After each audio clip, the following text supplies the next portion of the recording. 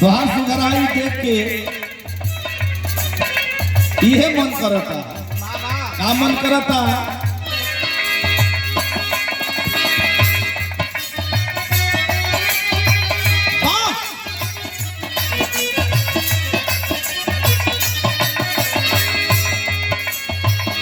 कहियो न कहियो हमारा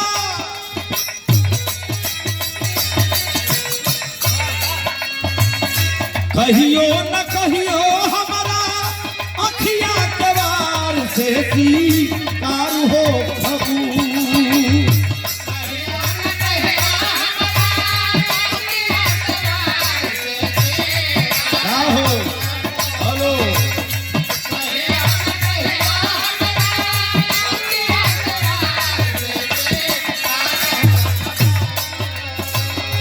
कहियो न कहियो हमारा अखिया के वार से कार हो प्रभु।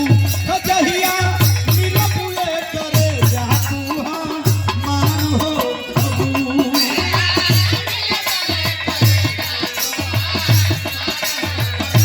बाबा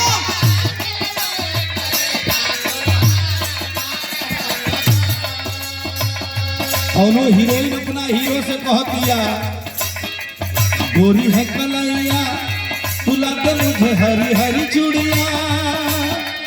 गोरी है कलैया तुला दे मुझे हरी हरी चूड़िया। अपना बना ले मुझे बालना। गोरी है कलैया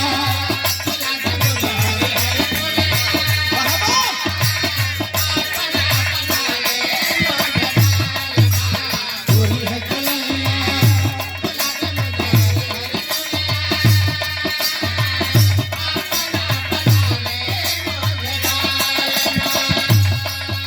तब वो हीरो कहता, गोरी है कलैया मिला तुझे हरी हरी चूड़िया। गोरी है कलैया मिला तुझे हरी हरी चूड़िया।